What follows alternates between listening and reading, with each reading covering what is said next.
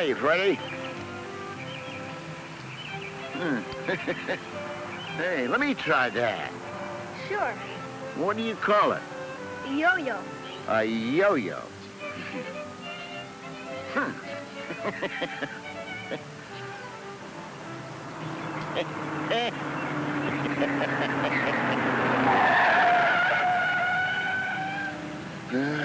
Such crazy driving. You know, Freddie, I hope you never drive like that. I won't, Gramp. Of course you won't. Every time I hear brakes screech like that, reminds me of the day I was introduced to the Stone youngsters. You remember? Well, when was that? Well, it was early spring. April, to be exact. And there was a moving van unloading outside of that old place which had stood vacant for a couple of years. You remember? You know, Freddie, if there's one thing I've always fancied, it's watching new neighbors move in.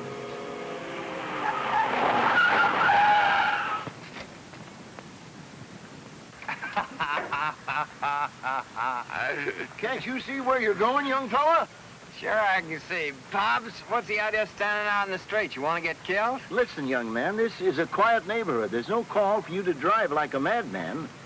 Is this the sort of characters that live around here? Wouldn't you know Dad'd pick a neighborhood like this? You mean you're the folks that are moving in here? Nobody else. Any objections, Pops? That I have. I object to your driving, and I object to your attitude.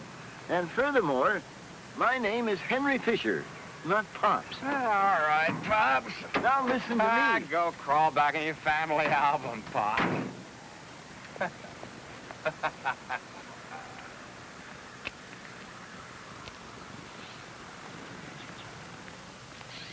Bill, Betty. Yeah, Dad? How about going inside and helping your mother unpack? Oh, all right. Come on. And Bill, move your car out of the driveway. Okay, Dad.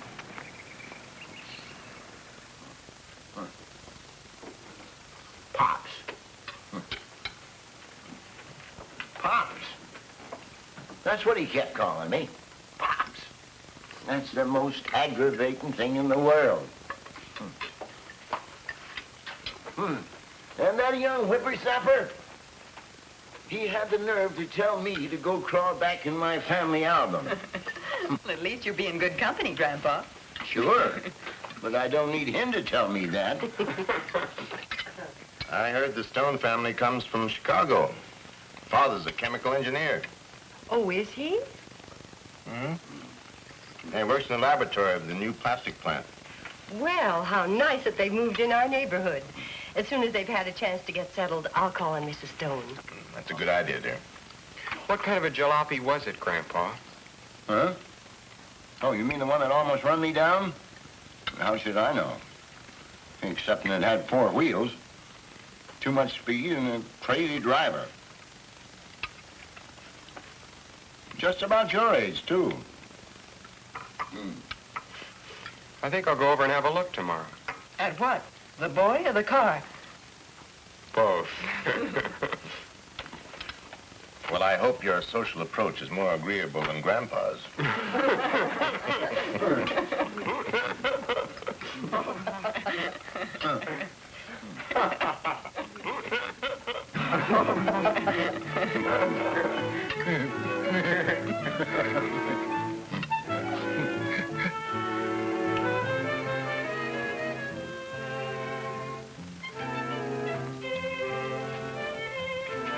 Okay, sis, now you can try it. Wait, hold it. Got trouble? Huh? Can I give you a hand? Well, what do you know about cars? Well, I worked at Donaldson's service station last summer. I know enough to get by. You mean to tell me they've got a service station in this town? Got news for you, fella. Trains stop here. We've got phones and movies. We've even got television, too. Let's see that screwdriver.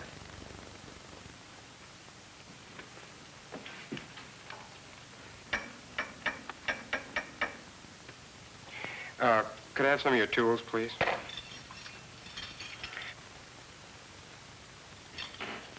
That's fine.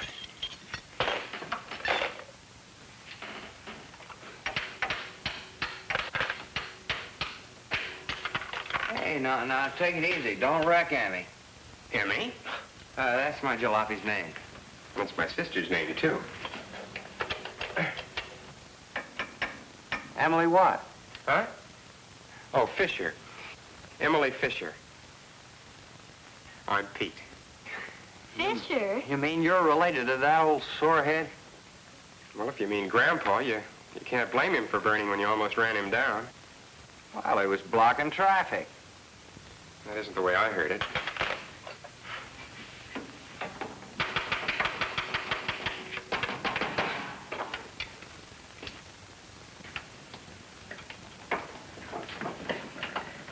Say, he's great. Better wait and see if it works. Okay, sis, try it.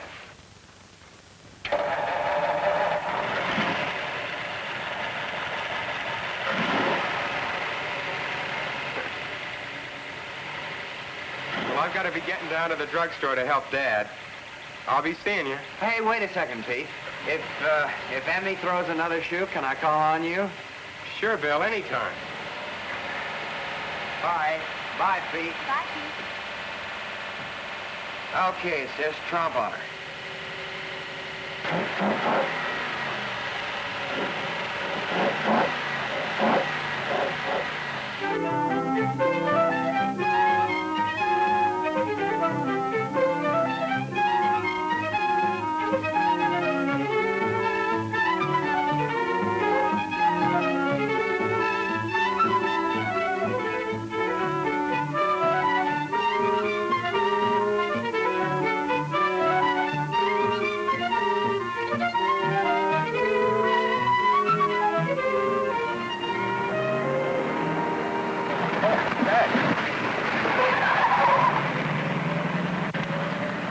That's that stone kid. Now, do you see what I mean? Yeah, I do. I wonder if his parents know about him driving like that. No, I didn't. But now that I do, I'm certainly going to do something about it. What? Did you notice that Sheraton table in the hallway? Oh, I sure did. They certainly have lovely antiques. Do you think that vase on the mantel was a real Copenhagen? Well, of course it is. Well, personally, I don't care too much for Chippendale, but then I've got to admit that corner whatnot was out of this world.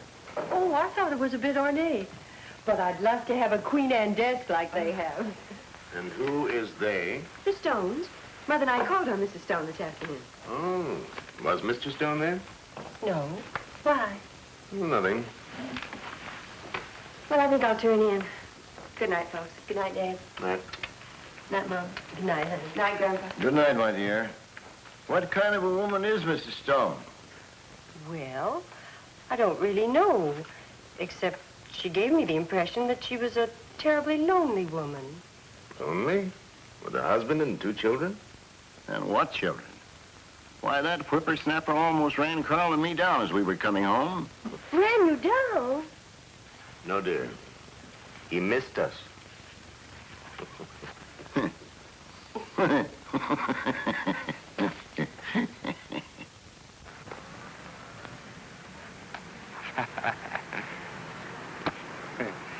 Wait till I throw you a really fast one. Wow. What's the matter? Did I scorch you? Well, I've got to go, Bill. Oh, come on. What do you got to go for? I have to go home and mow the lawn. Say, Bill, our team could use another good pitcher. What team? Our church team. Oh, well, I guess that lets me out. But why? Well, anything to do with any church my old man's set against. What's your father got against churches? Well, nothing special, I guess. It's just that, well, as far back as I can remember, he's always been dead set against them. Well, that's too bad. Well, so long. Tell you, Betty. Well, so long.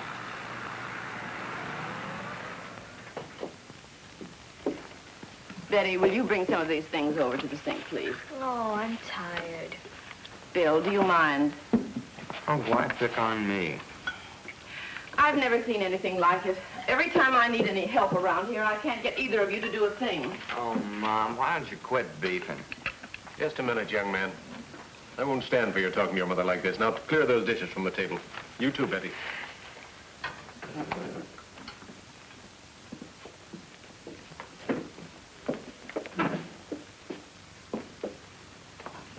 Rufus. Yeah? I had a lovely visit at the Fishers today. Mrs. Fisher and her daughter are really fine people. And you know what? No. What? They invited us to go to church with them next Sunday. Huh? Oh, yeah? What'd you tell them? I said we'd go. You what? I said we'd go. You did, eh? But, dear, I'd like to go. Now that we've moved into a new town, I was hoping we could, well, start a more normal life. You know how I feel about churches and religion. Maybe that's what's wrong with this family. Maybe if the children had had some religious training, they'd show more respect for us now. Our children are not going to church until they're old enough to decide for themselves. Couldn't you be wrong for once? Why must you always scoff, like an atheist? How many times do I have to tell you I'm not an atheist? Only a fool would say there's no God. In due time, Bill and Betty will learn that for themselves. In due time. When, where, and if. What's wrong with them going now? We're not going to any church, with or without the Fishers, and that's final.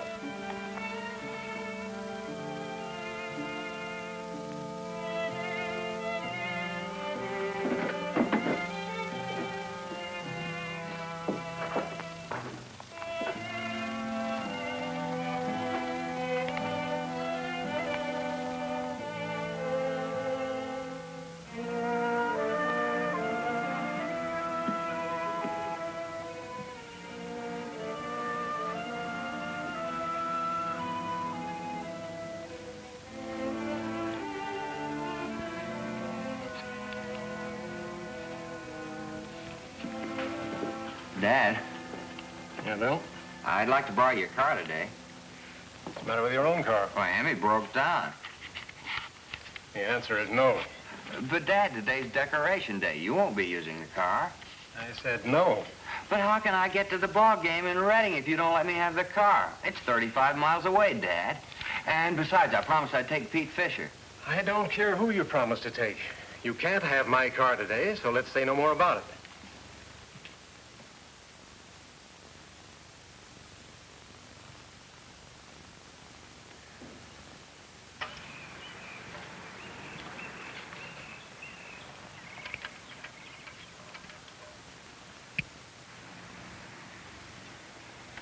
Good morning. Morning. Fine morning.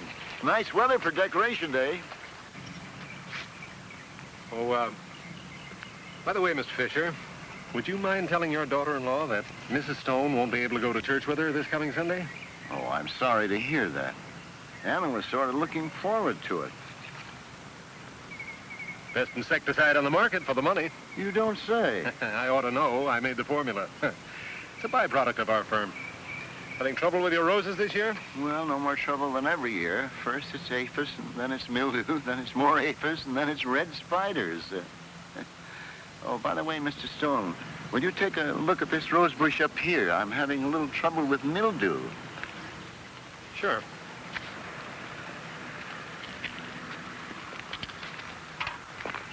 You know, I'm not certain it is mildew. By the way, Mr. Stone, tell me, why are you so dead set against letting those kids of yours go to church? Well, since you put it so bluntly, I'll be just as blunt. I love my children, Mr. Fisher.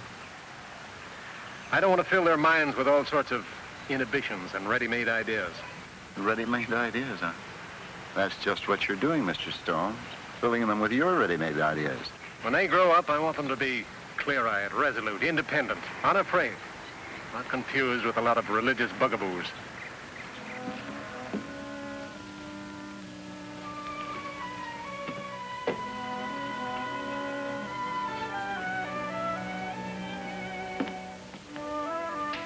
What are you up to?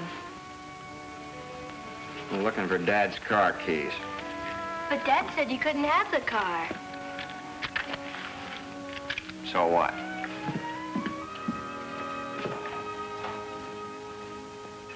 And that's the way I look at it. When Bill and Betty are old enough to make their own decision, I'll be very willing for them to go to any church they choose. Old enough? Why, shucks, Mr. Stone. Do you wait until a child is old enough to decide to go to the dentist, or the doctor, or to school? We just know what's good for them and make sure that they get it. But going to church isn't like going to a dentist. Religion is something more intimate. It's a matter of personal conviction. That it is. In our family, it's always been a matter of personal conviction. And when a man has personal convictions of his own, he just naturally wants to pass them on to his children, especially when he's certain in his heart that what he's got is good. I wish I could agree with you. You know, Mr. Stone, our children are given to us as a trust from the Lord.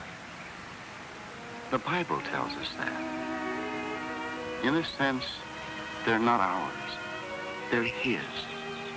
And He expects us not only to feed their bodies and to educate their minds, but also to take care of their souls. And someday we're going to have to give an account. If you don't mind, Mr. Fisher, I've got to get these letters in the box. Oh, Mr. Stone, do you think I should wait until this rose bush is old enough to decide whether it wants to be sprayed or not? I thought we'd drop that subject. You just can't get away from it, Mr. Stone. If you don't weed your roses and you don't spray your blooms before the bugs get the best of them, it's too late to do anything about it afterwards. The time to do your weeding and spraying is when they're young. Same goes for youngsters, too. Sorry I can't stay, Mr. Fisher. I must mail these letters.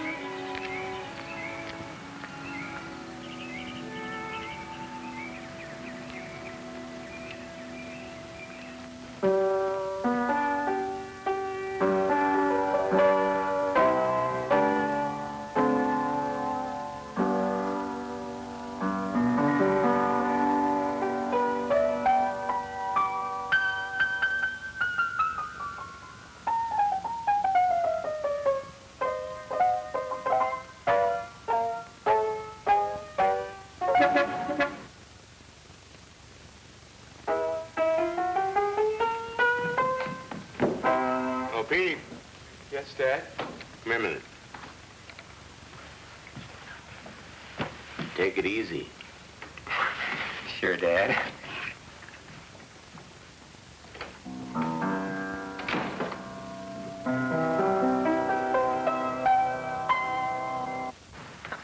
Where's the jalopy? Fell apart. Dad told me I could borrow his. Come on, get in.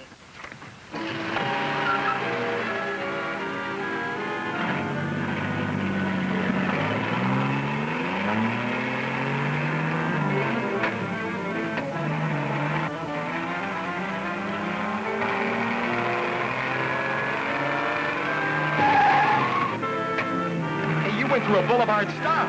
So what?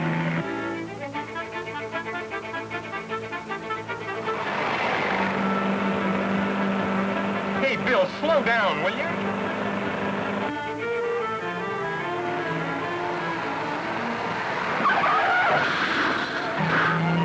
Are you crazy? We can't leave an accident.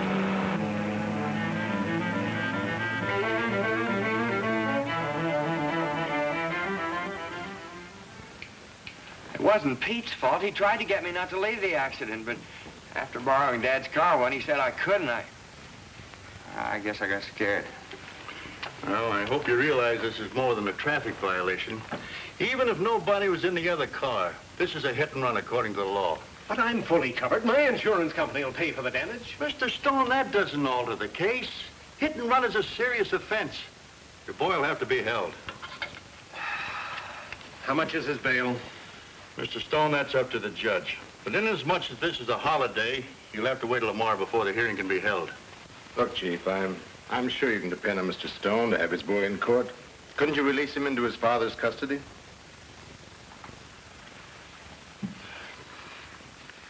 All right, Mr. Stone, I'll let the boy go home with you. But you both better be here for the hearing. We'll be here, Chief. Thank you. Just a minute. Mr. Stone, if you don't mind, I'd like to give you a word of advice. You're new here in Middleburg, and you're welcome. But it is your duty to see that your boy doesn't violate our laws. And you, young man, we've had our eye on you for some time. The way you drive that hot rod around makes you more dangerous than a maniac with a loaded gun. I'll forbid him to drive. He'll be confined to the house. I'll deprive him of... Mr. Stone, you don't seem to understand. You don't make good citizens out of young people by forbidding them to do things. You must let them do things, the right things, and that's where you as the father come in. You must help that boy. Help him know what's right. Now, I would suggest that you ask Mr. Fisher about the clubs his boy belongs to down at the church. But whatever you do, do it soon. The time to bend the twig is when it's young, not after it's grown into a tree. Someone else said something like that. Only this morning. Am I late? Oh, you're here. Are you all right, boy? Sure, Grandpa. You're too late, Grandpa. It's all settled. Now, if you gentlemen will pardon me, I'm supposed to lead my boys in the parade. I'll see you all later. Say, we can get a good look at the parade from the window there. That's a great idea. Come on. Come on. Come on. All right. Mr. Fisher? The name is Carl. Carl, I want to thank you for interceding with the chief. Forget it. It's hard to forget what he said. I guess I haven't been much of a father. It's true. The time to bend the twig is when it's young. Well, Bill isn't exactly a grown tree yet. I guess the chief got to his boys just in the nick of time. Shall we go watch?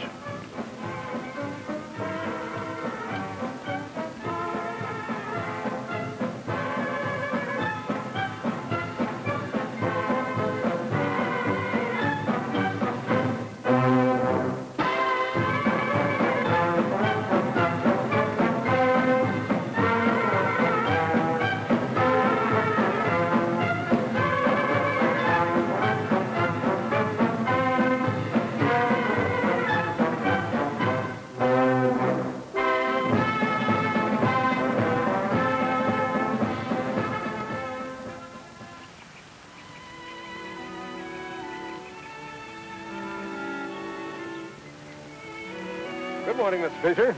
Good morning. Fine morning, isn't it? This bush certainly picked up fast. Look at those blooms. Yes.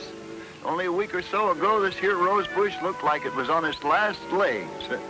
Remarkable what a little spraying and weeding will do, isn't it? You know, Mr. Fisher,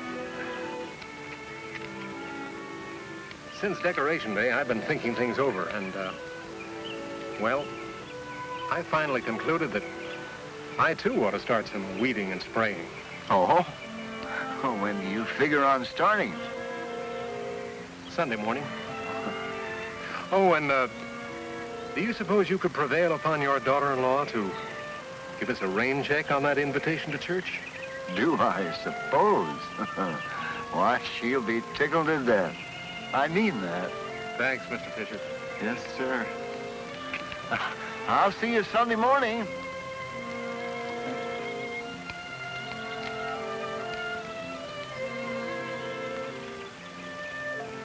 I don't know whether you remember or not, Sonny, but the next Sunday was when we took the stones to our church.